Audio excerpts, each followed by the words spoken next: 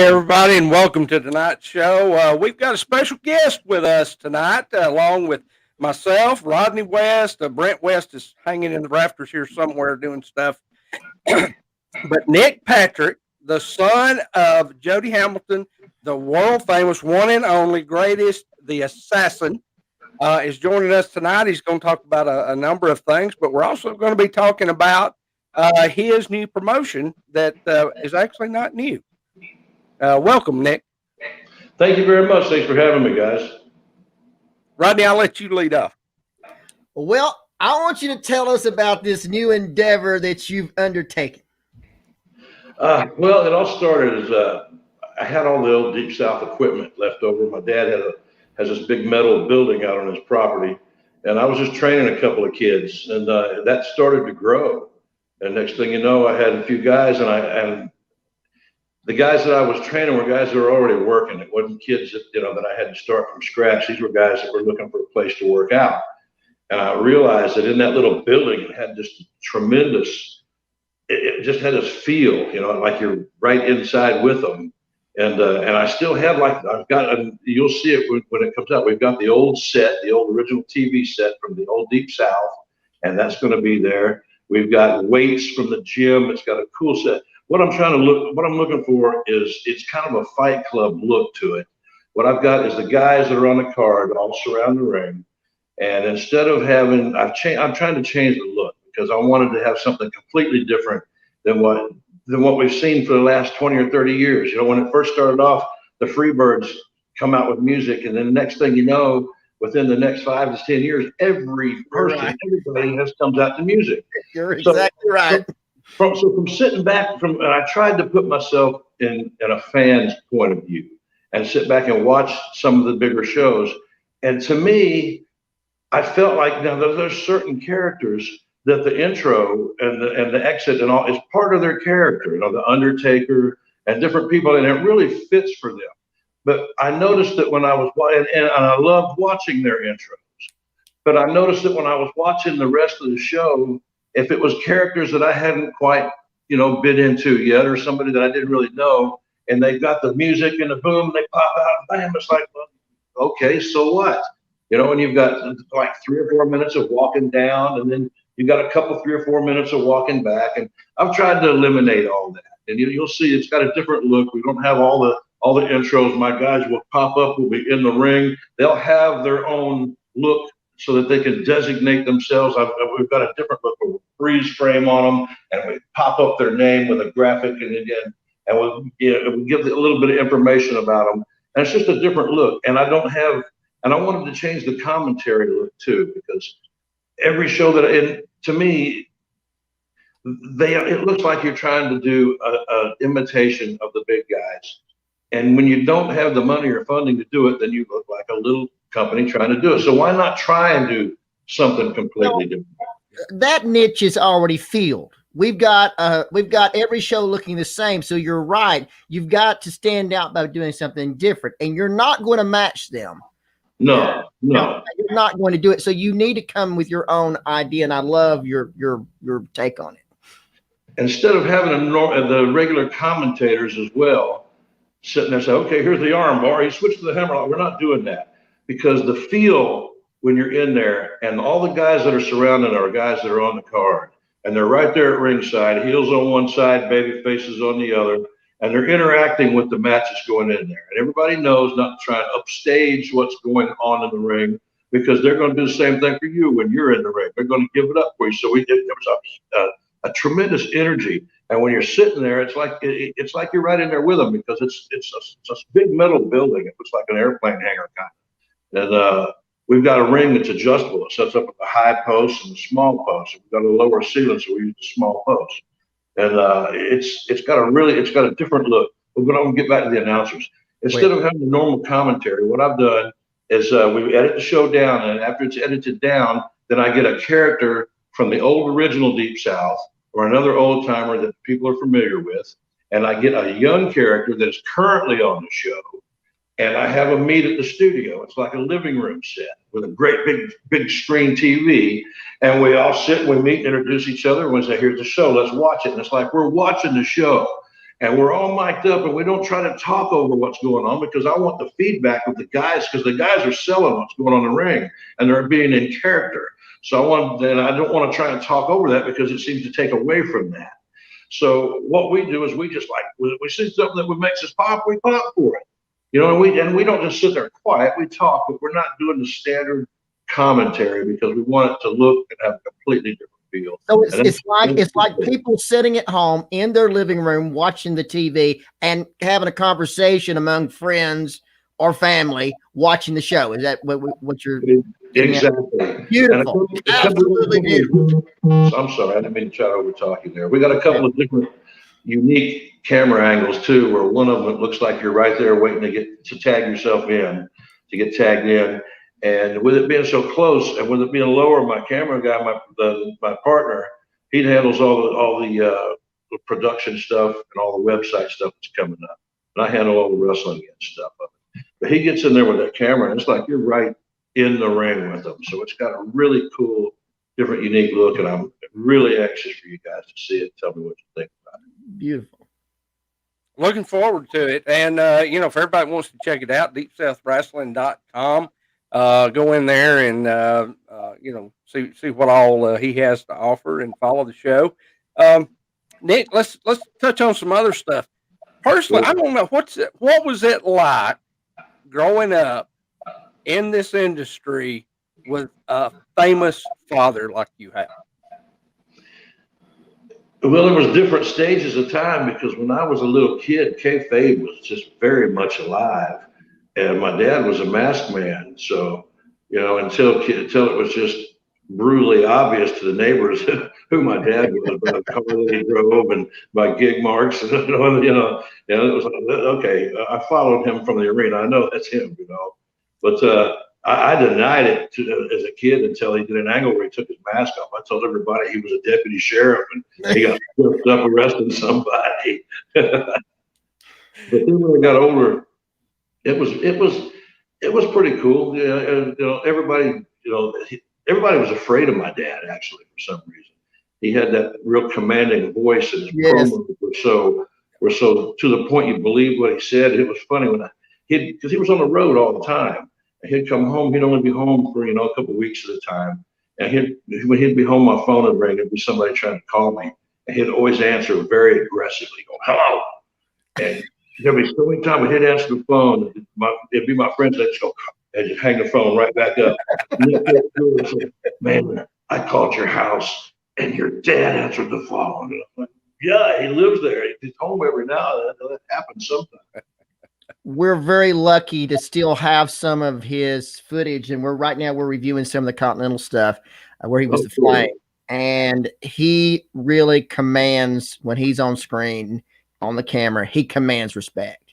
I mean, it doesn't matter. He really does. And that booming voice is exactly what it gets. We had one where he was doing a video with the Bob Armstrong where he set the picture on fire and he was shooting that. And of course, you wouldn't do that because shooting the gun on TV would have, caused people to have hemorrhages and have to change of underwear. But that was so well done. And he comes over, like you were saying, just legitimate. I mean, when he talked, you believe what he said. I mean, it was awesome. Absolutely awesome. Now, when I was young, I was working instead of reffing. I got to work the Continental territory. And they brought me in. I was one of the Rat Patrol for a while after Johnny. I saw that the other night. Go ahead. Get in trouble with, but I got to actually. I went down and stayed with my dad, and it was funny. Me and Scott and Steve, we would go out every night. We were young green guys, and we were working hard, man, trying to do this and take pumps and bam and just go. And then my dad would go out there and work with Bob. And they would have people literally wanting to dive in the ring and fight, and they hadn't even touched yet. And it was 10 minutes into the match, they hadn't even locked up yet. And we'd get each other laughing like, watch this, And then the way they worked it was perfect, And we thought to ourselves, we're killing ourselves out here. I guess this happens when you got to get over it so you'd be able to do that. Exactly. And I saw it. You had an awesome match with Bill Ash. He was awesome. He was a great man to work with. Yeah, and I was at that stage too when I was young And if I was with somebody that was at my level we were comfortable, I would be able to call stuff. But when I was with guys like that, it was like my dad said, when you're young and you're starting to keep your eyes open, your ears open, and your mouth shut, and you go a long way. And that you just listen and you have a great match, man. I thought the way you sold the knee in that match was absolutely perfect.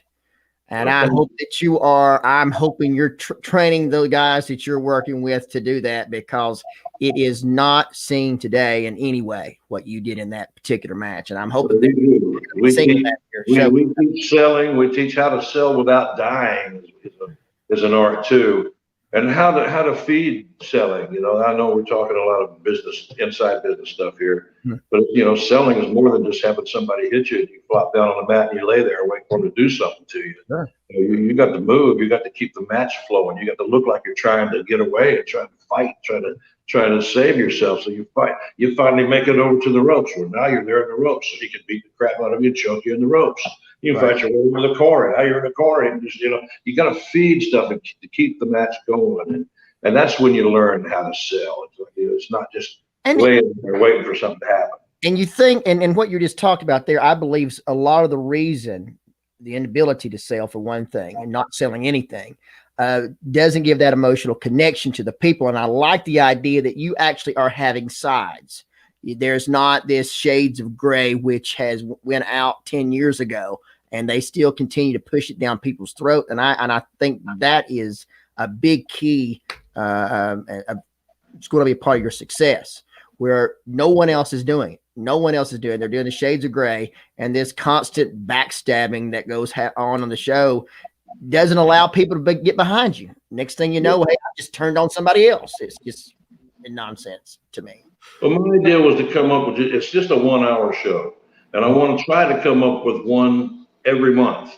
But with this COVID thing going on, it's very difficult, because you guys know that promote shows, you can have a card. I had 3 cancellations within 16 hours of bell time. Oh no! And I had a tag match, and I turned it into 2 singles, and it actually turned out to be a blessing, because I got 4 singles matches, and now I know what 8 guys will come out and will lay it down for me, and I know who I can count on, and I know who I can try to push.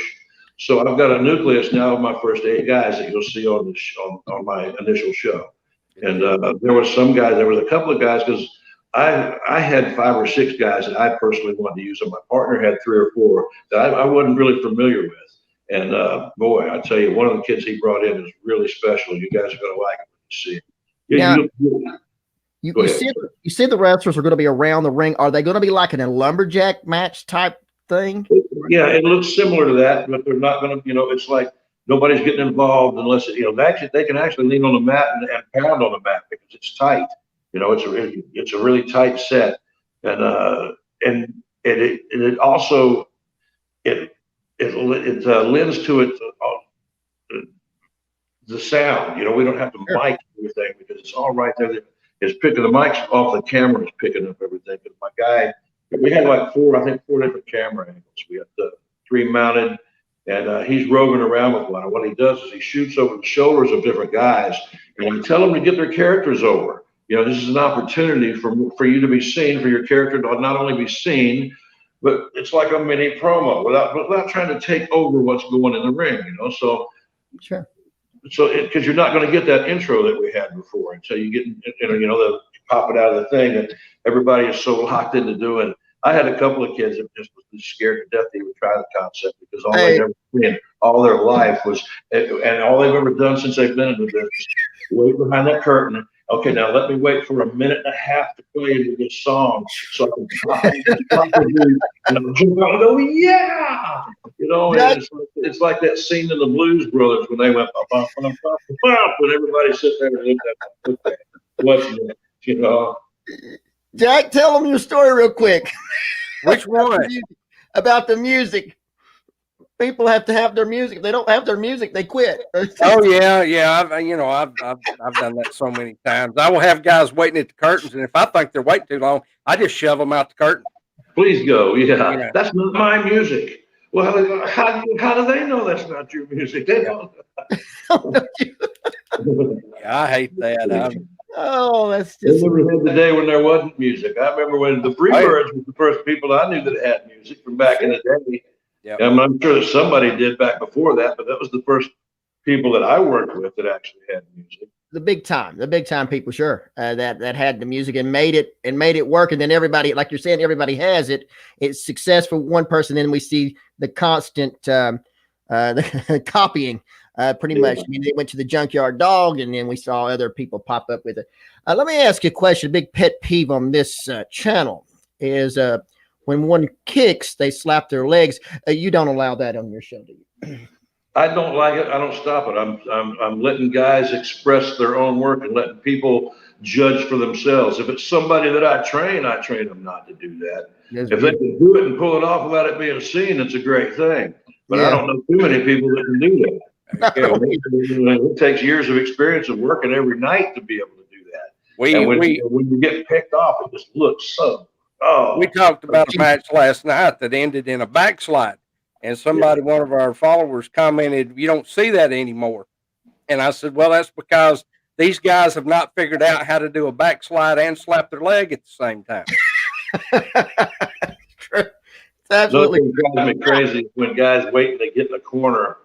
And then they start whispering the spot they want to do in the corner. It's like, dude, like nobody knows they can do that.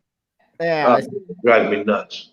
So let me ask you this: your father made huge money as a masked man, and today, really, masked men are not featured anymore. Why do you think that is?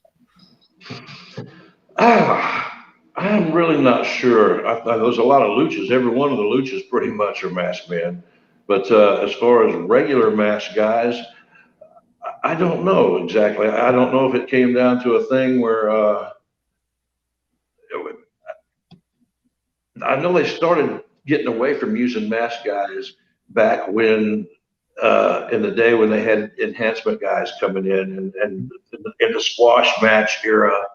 And after a while, they started getting away from it. And I don't know if it was a copyright issue or what it was, but it was around that era when they started getting away from it. And I never knew why. And a lot of guys, it's hard to work in a mask, and it's hard to be good in a mask because you have no facial expression.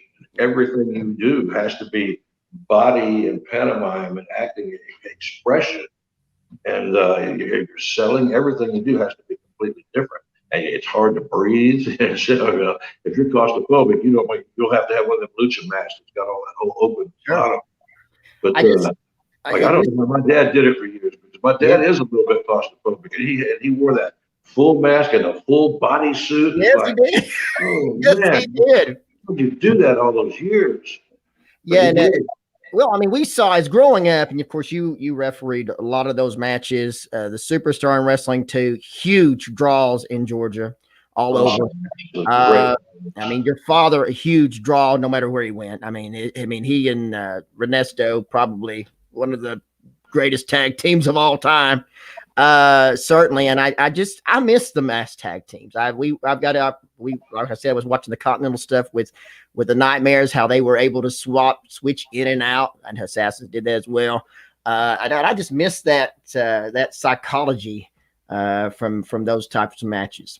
Yeah, I love the Nightmares. I liked both versions of them. We had a version in Georgia that was two different guys from Kenny and Danny. We had Billy Starr and Ted Allen. Ted Allen, yeah. Yeah, and we had actually had them working in old Deep South way back in the 80s. And when they were, and I don't even know we have any of that footage left anymore. I think my dad sold it to somebody. But we actually ended up having an angle where the two Nightmares met each other. And, that was awesome, I bet. Both teams were great, but Danny Davis and Kenny Wayne, they were one of the original. They started doing that high flying lucha type spots back before a lot of people saw was able to see that. Was in South Texas or California, you got to see a lot of lucha. I know I personally didn't see any lucha forever growing up in Georgia until I was an adult. But people out west grew up with lucha. But those were the only masked guys. I remember the Super Destroyers for a while. Yeah, spoiler. Spoiler, yeah, Jardine. Yeah. And Irwin's got Big Irwin. Yeah. He was a good guy too. He was a real super nice guy. Brad Armstrong wore a mask. He was a Arachna man for a while. Yes, he was. Yeah, he wound up giving that outfit when I think WCW got some heat for doing that gimmick. So he gave it to Scott. That's when they started And Scott and I did a mask gimmick, and Scott and I tag teamed for a while. He was Arachna Man, and I was whatever I was. I don't even remember what the gimmick was now. Now, on your show coming up, are you going to have like the official ring introductions like that we used to have, or is it going to be announcing as they come down the aisle? How you doing that? What I do, we come up in the ring with the announcer saying, from the floor, the referee is in between the two opponents. One opponent will step forward as the first guy that they're going to announce. They announce his name and where he's fighting from. I don't really announce weights and stuff because I want guys to work with everybody. I'm even going to try and get mixed tags where guys and girls work with guys and girls. The guys can mix it up with the ladies too. But I'm going to do it a certain way to where it makes sense. But what I'm going to do is I'm going to have introducing first from fighting from Marietta, Georgia, say for instance, Blake Bang Bang Beretta, and I'm going to have them come up and hit their pose. When they hit their pose, boom, it freeze frames on them, and it goes silent. It goes just into a freeze frame, and then a graphic pops up with their name. And I wanted to pop up with like years of experience, blah, blah, blah. But that's just, for now it's too much. But boom, a good graphic pops up so you know who they are. And it gives them a chance to hit their clothes and show with their heel or babyface or whatever, which is basically what you do when you're walking down the aisle anyway. Sure. It's establishing what you are, who you are, right. What you're doing. And get that shot, then they step back and boom, then the next person does the same thing. It's them, they hit their beauty shot, boom, you give it a second, we pan back out, bam, hit the bell, and we're off and running. Beautiful, absolutely beautiful. The last, I don't give them a time on their interviews because they're young kids and they're still working on them. A couple of them are very good already. I mean, better than some of the guys that I've seen at the next level. Sure. Some of them, because some people always will struggle with interviews. But then there's others, that we're bringing along. I let them do an interview. I don't time it. It usually lasts about a minute. Let them get their character over, and that will be blended into their segment, either at the very beginning or somewhere during their match, depending on how it's edited down. So everybody gets a little promo time. It's not overly talking, not a bunch of that. I'm not going to ever have two guys that are supposed to be mad at each other with microphones in their hands and nobody around them to break them up. Looking at each other's face, talking for 10 friggin' minutes and nobody hitting anybody. That's right. You're not going to see that. That's great. Yeah, because again, it's being done. It's no need to do something that it's already being done on another show. I mean, you're absolutely right about that, because like I said, it's already been seen and everybody gets to see it. What is that now? Almost 9 hours that you're watching that. Now, tell us when this debuts. It's going to be on the 1st of the month. My website is already up, but we don't have a whole lot on it right now. Just a promo with a couple of my guys and me telling that the show's coming up. But on the 1st, the show will debut. And I'm going. In fact, tomorrow I'm getting with my partner. I'm going to take my son with me because my youngest son's a cameraman. He works and he does fiber optic cable, runs camera. He works for NBC Sports doing NASCAR and hockey. Wow. And stuff. Wow. Yeah. I'm bringing him with me to check it out, and we're going to see it all edited down tomorrow. And then I'm going to see what my partner wants to do as far as getting information out, getting all my guys that are on the show to send us some promos and start plugging it on Facebook. And all these young kids know how to do all that formal social media. I'm going to be honest with you guys, man. This is my first. I had a flip phone until Christmas. Okay, this is my first one. I got a Galaxy. It's my first one, and they had to show me how to answer the deck up. What time will it start on that February 1st? I'm talking to my partner. I'm going to try to have him get it popped on there where right after midnight on the end of the 30th. It's 31st, right? The last day of the month. I think so. I'm going to try to have it done at midnight so people can see it then. And I'm hoping that we can get together and maybe have some kind of a watch party. I don't know how to pull that off. Technically, my partner knows how to do it. It's going to be on a basically will be on a Monday or Sunday night midnight, basically when it drops. Yeah, that's what I'm shooting for. Sunday night midnight on the 31st, and then of course you'll be able to view it at their on demand, basically starting on the 1st. Just And log so, on to the Deep South website, and then I'm going to see about streaming it on different different avenues of social media. That my partners know about all that. I'm just, like I said, I'm a flip phone guy, man. I think if Brent doesn't mind, if you want to send us a match or some highlights, or we would be happy to post it here. It sounds very exciting. I know I would be excited about this. It's a new venture, and I'm excited about seeing it come off. I can't wait to the first. Awesome. I'm excited too, and I'm planning my second show. My second show, you know how cancellations go, but I'm hoping to have a good tag match on it. I love tag team action. Yes. And I have got one lady that I'm going to use that is a heel, and she's worked some of the Logan, and Jack may know who she is. Her name's Aisha. She calls herself the one-eyed, thick-thighed weapon of Yeah, she is. She's amazing. She was my ladies champion at a promotion I ran a few years ago. Well, she's one bad girl, and I'm going to give her a chance to run with it. And and get some other ladies. Bad in the ring, sweetheart outside of it. Now that you mentioned tag matches, another bugaboo of ours. Tell us how them tag matches are going to work. Tag matches today on the regular shows are, for me, unwatchable. For me, they're just unwatchable. There's no team to it. It's like single matches going on. I hate that. I want my team. Well, every now and then you'll see a team of two guys put together, but that's going to be rare. I'm looking for teams that have an actual theme and work their gimmick and have a gimmick, because and work together in the match. Yes. It's not about four guys going out and getting their stuff over. That's not what tag team wrestling is. It's about two teams working together, doing team spots. And it's not like, okay, let me go get my stuff in, then you go get your stuff in, and go get some heat. That's not how tag team wrestling works. That's not what's going to be on my show. One of my worst things is to slam a guy in the middle of the ring and then walk over and tag your partner. That just runs all over me. I'm not going to have a tag rope. Back in the corner and then you tag. I'm going to have the basic. I'm not going to use a tag rope. I'm going to have a basic tag normal. But one of the things that I am going to do, one of the rules, because I looked at it as a referee point, one of the things that used to drive me crazy was all the saves. So what I'm going to do is at Deep South, each team gets one save, and the second save is a disqualification. Beautiful. Basically, the rules are pretty much the same. We're a little more lenient toward the punches. We're not going to sit and scream because guys are going to throw punches. And since now we're trying to emulate MMA just a little bit more, because I don't want to look like we're trying to. Because people still want perceived professional wrestling. They don't want us to just go out and try to be that. But they do understand now different submission holds and different striking moves and ground and pound and stuff like that can be incorporated, you know. So I'm going to be loose with the punching rules, but I still like keeping it illegal, because you got to have some rules, or there's no way for the heels to cheat. Right. You know, or they have to have some any reason to have any other match, you know, no disqualification matches or any other type of match. You're absolutely right about that. So your rules are basically the same. Over the top rope, is that disqualification for you? It's not going to be a disqualification. That's not. But you're not going to see a whole lot of that at Deep South, because we're in a tight environment in there.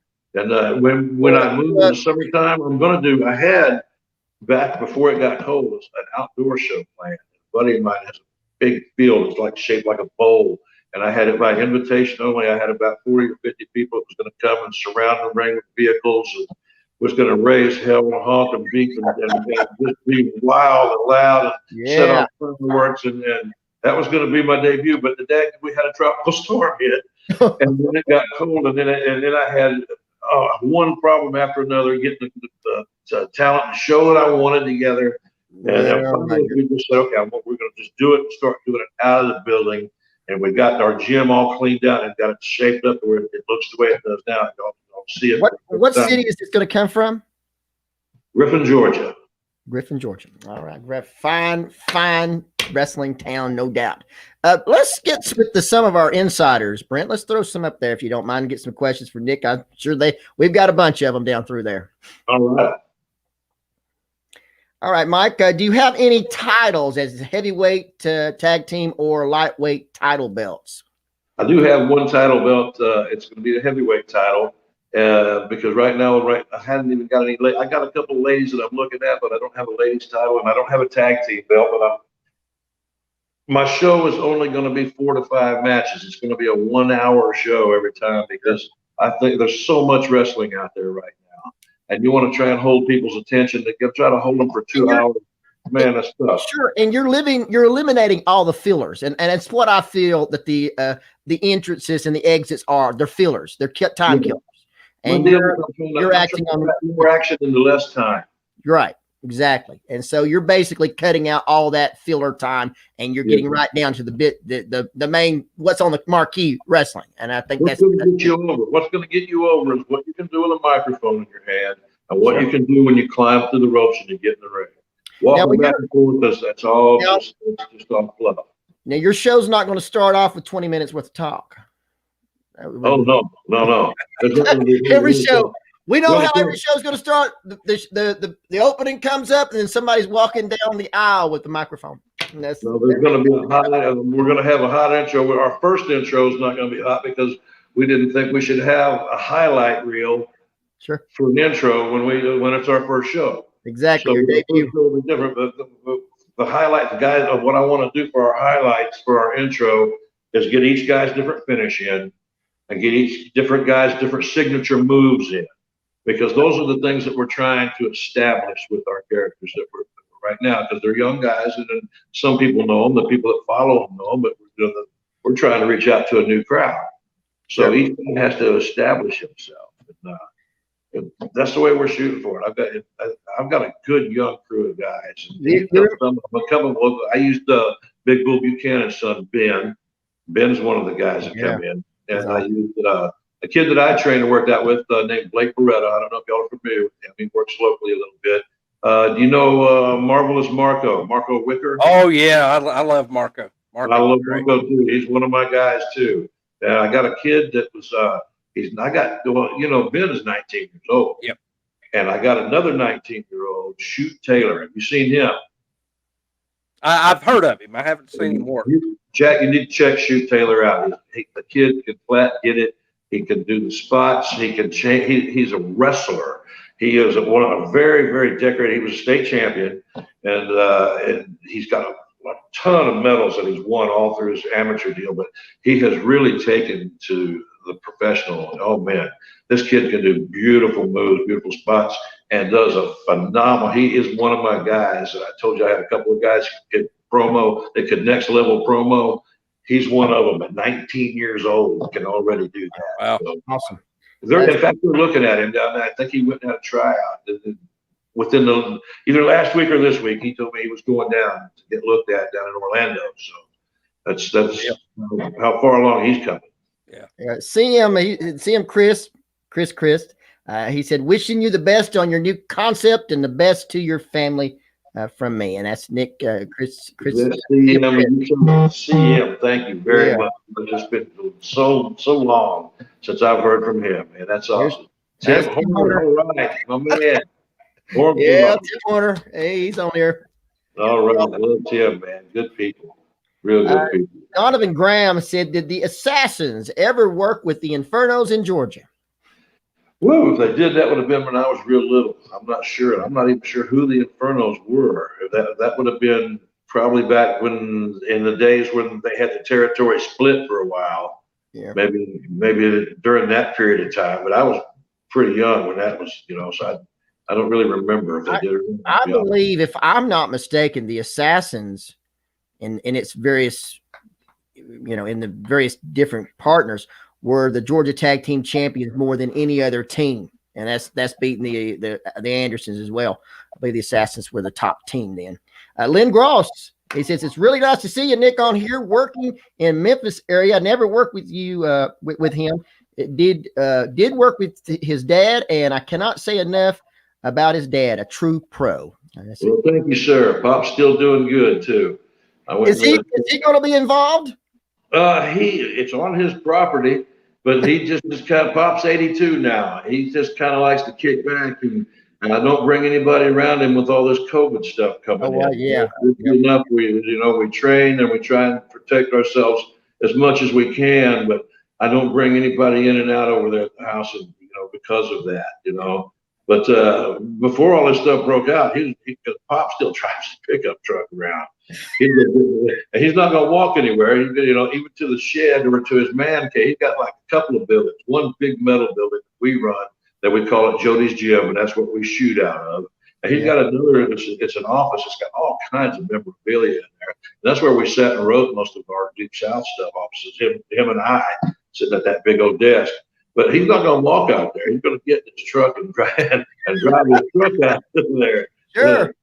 He used to drive the truck up there and sit and roll the window down. You like this, Jack? He'd sit, roll that window down, and he'd light him up a big old cigar and smoke that cigar while his work. And he'd get him a notepad out and write down notes.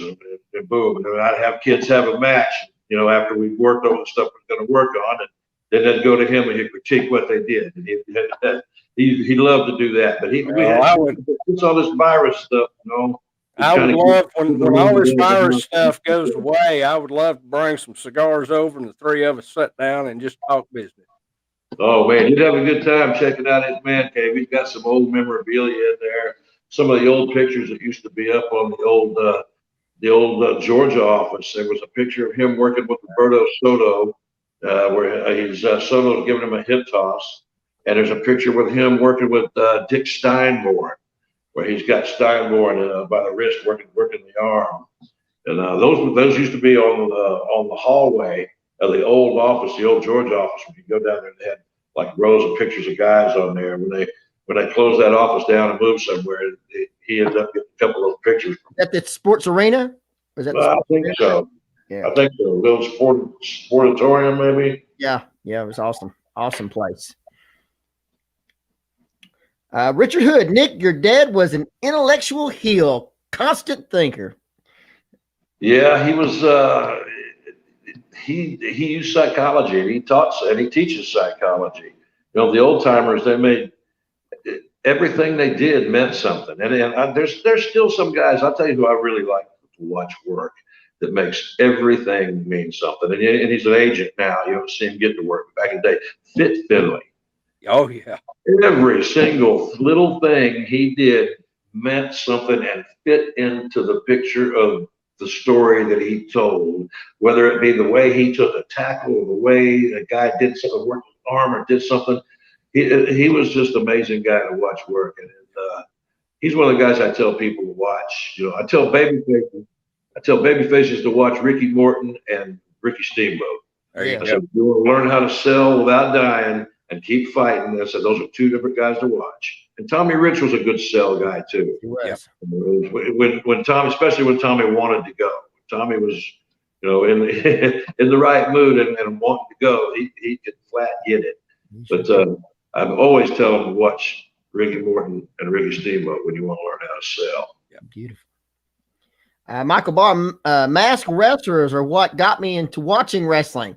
It was the mystique, and I agree with Michael. I'm with him on that.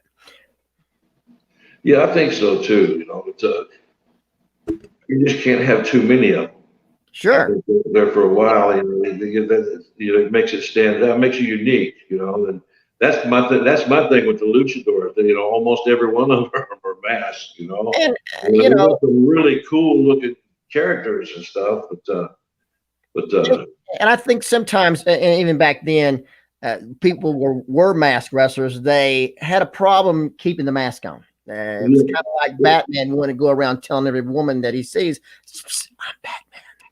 It was always the deal back in the day. They had one masked guy, and if another one come in, they always usually ended up in a fight over who got to have to take the mask off. It was just a natural little formula that would work.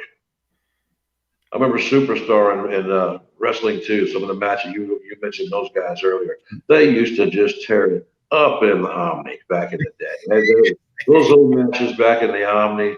Those people got to see some classic old school wrestlers with character, and a lot of those guys went on to become WWE characters and WCW characters later on. But back in the even earlier days, those people that got to come see those Omni shows, got to see really something special. I think. And those great rivalries, we've talked at nauseum about the rivalries that don't exist today, like Wrestling 2 and Superstar, the Assassins, Dusty Rhodes, Buzz Sawyer and Tommy Rich, Jerry Lawler, Bill Dundee, Rocky Roll Express. Those just don't exist. I'm not sure why they don't exist anymore. One of the reasons why is because, and it's changed because of COVID, but before COVID hit, if you work for WWE, you work every night somewhere. I mean, you're traveling, you're all over the world. And it's really hard to keep that kind of a match and that kind of pace up every night, everywhere you go, and work out and maintain your body, maintain your diet. And the travel alone there is so grueling.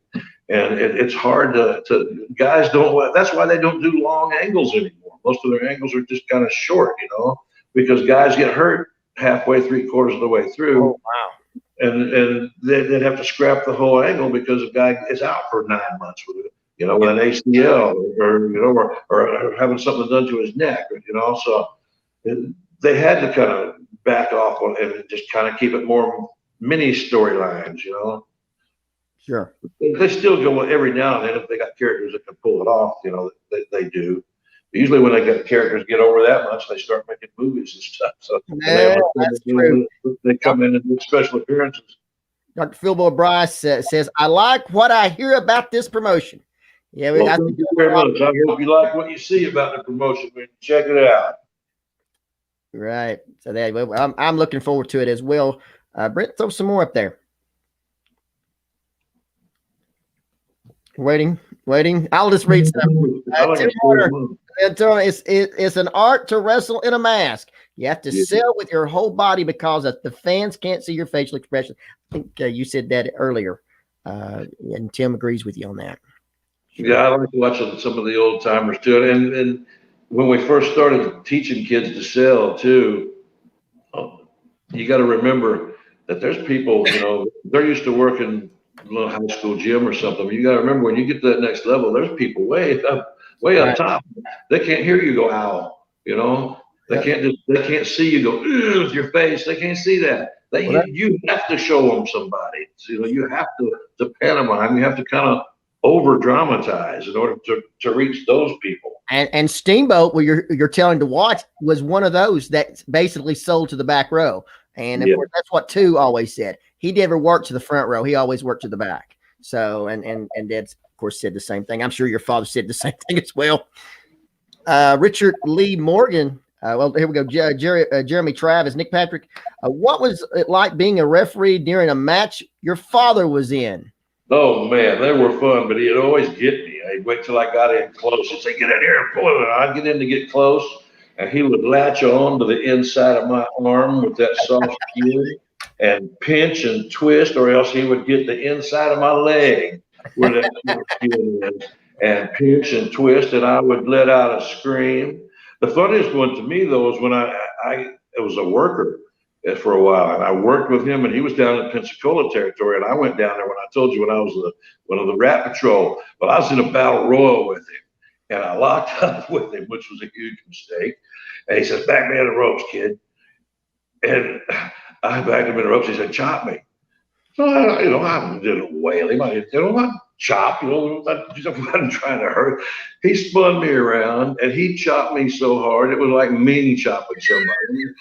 I went, pow!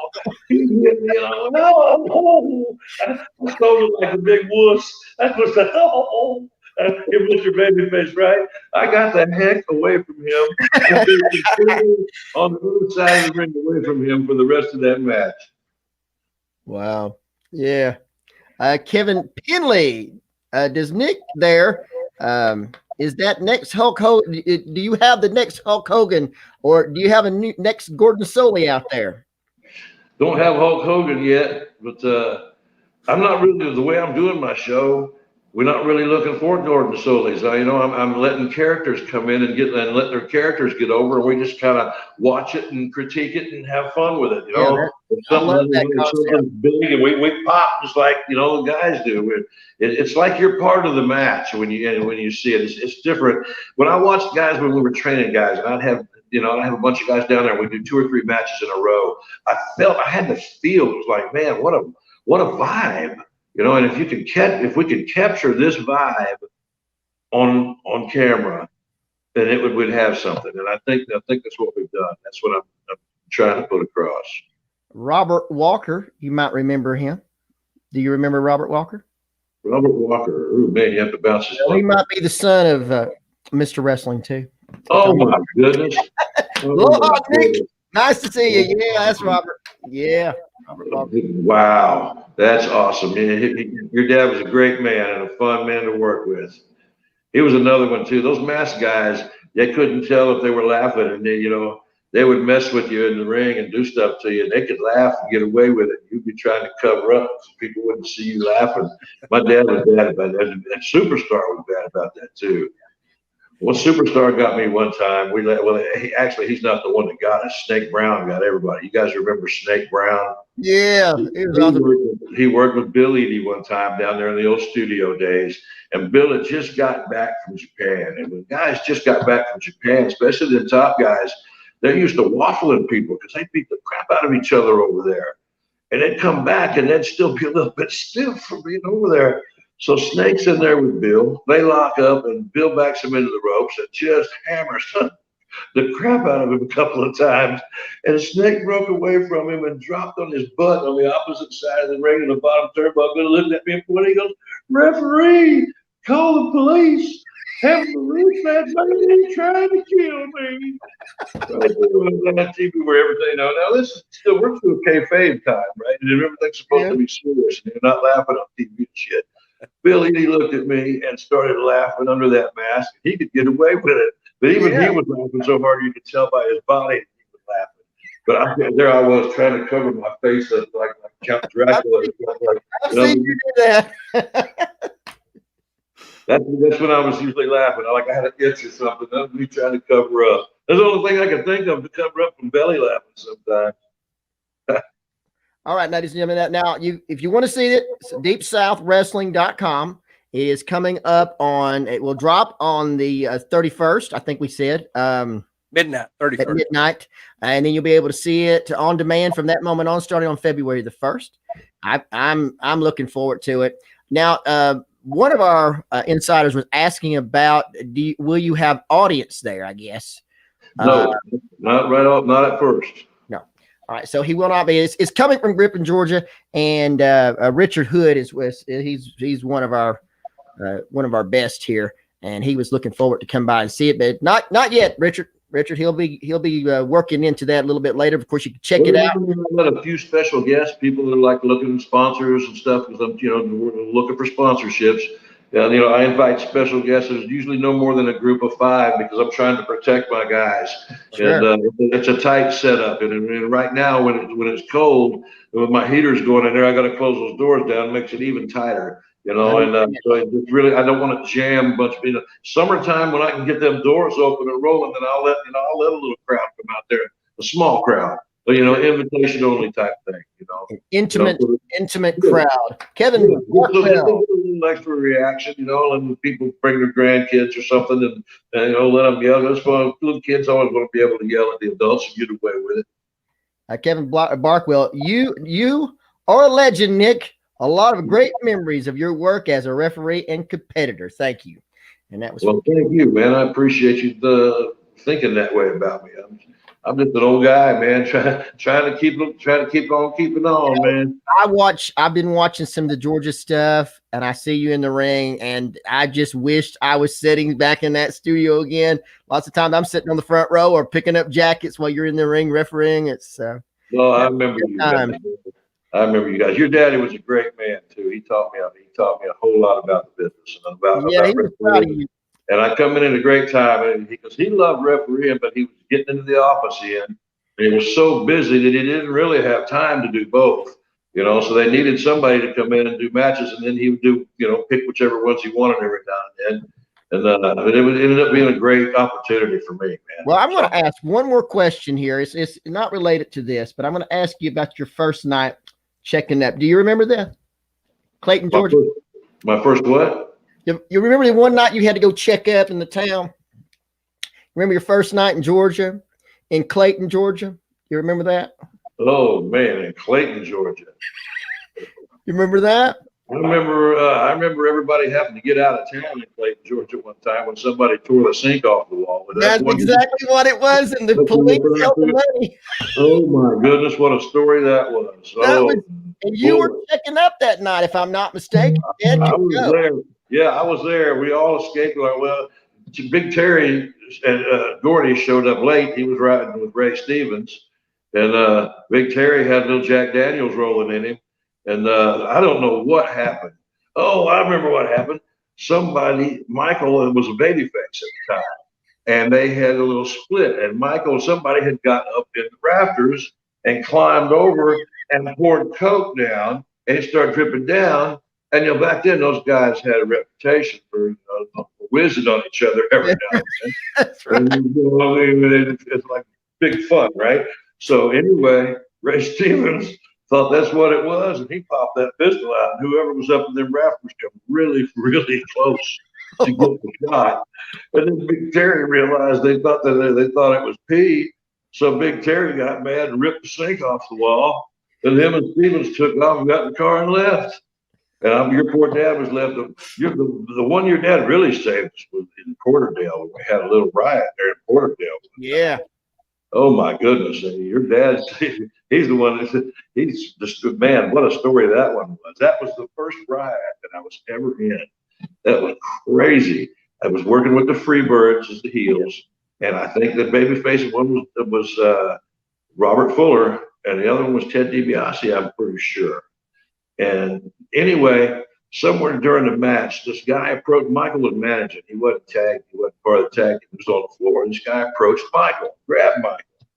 Well, Big Terry dropped down on the floor and walked over and just open hand smacked this guy. And it dropped him. It knocked him out pretty much, slapped him. But then he started putting the boots to him. He's putting the boots to this guy. And all of a sudden, this little 10-year-old boy come running and dove on top of this guy and looked up, big tears in his eyes, started going, "Please don't hit my daddy anymore."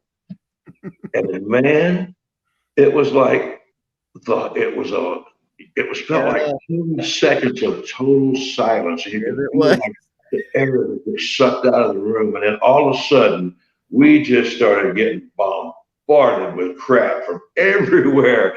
And it was in Porterdale. They had an upper deck, and they sold beer all night long. So, man, those people threw stuff. So Gypsy Joe and Bobby Eaton, they come down to ringside to help us get back, right? Yeah. We take off running, and just as we get to the doors in front of the locker room, we hit every one of us. It looked like slapstick comedy. All 5 of us at the same time hit this huge puddle of beer, and our legs come out from under us. So every one of us go down on our butts. Wow. And we jump up. I look over at Michael Hayes, and Michael Hayes is broke down like Kung Fu. I'm like, Kung Fu? You don't know karate. Let's get the hell out of here. So we get in the locker room. We shut the door, and your dad now trying to stop the riot, the chaos. Your dad, bless his heart, he was the promoter for that show, and it was a great show and a big crowd. We decided we're going to go out the window and try to get around the building to our car. We go to open the windows, and there's bars on the windows. We can't get out.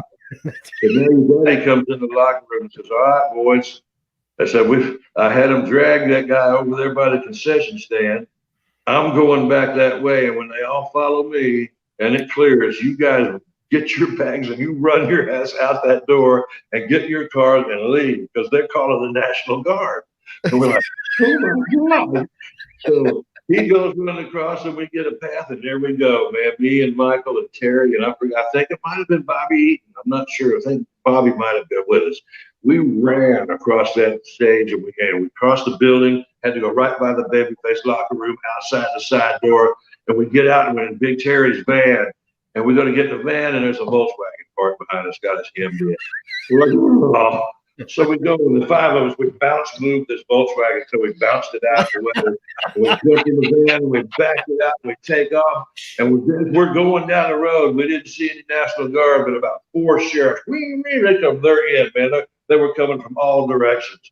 And now we're in Porterdale. Some of us had to get to Hateville, and I had to get over down to College Park.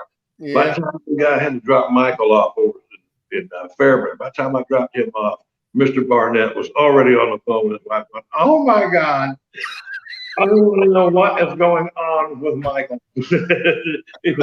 Michael walked into his trailer and there's his wife pulled the phone. It's Mr. Barnett. Oh God. Yeah, we were there that night. Oh yeah. Bless your heart. Yeah, we were there that night. That was some excitement. Some major excitement. They was trying to hold the money and everything for that Good night. news, huh? He said, I can't leave without that, man. I've got to leave. I can't come back. And see, it worked out. Worked out. Britt, do we have some more time, or what do we got? I guess we have more. Oh, well, no, I think we're running out of time because we've got to get over to the other supporter page. And okay. All right. Well, let's go over it one more time. It's deepsouthwrestling.com. It starts will drop on midnight on January which is February 1st. February 1st. February 1st. And you can watch it. It's going to be on demand. It sounds very exciting. I know you're excited about it. I'm excited about it. And I know all the insiders will be excited to watch it. And looking forward to February 1st, DeepSouthWrestling.com for the big extravaganza. And we will let people know that day as well that it's there. So just be watching for it, and we'll let people know that it's there. And we'll be talking about it as well every week. No problem. Guys, whenever I do my next recording, we're doing it studio style. And I do have special guests. If y'all would like to come and check it out sometime, let me know. Hit me up on Facebook. We'd love that. And y'all are more than welcome to come anytime. Thank you very much. Be great. Thank you, guys. All right. Thank you Nick. so much. Thank everyone. I would like to thank you so much for being a part of Pro Wrestling Inside and Out. And we thank you so much for being a part. Thank you, Nick, for being a part of the show. And we thank you. And we will see you on the next Pro Wrestling Inside and Out. And that'll be next Monday. So be a part of our program.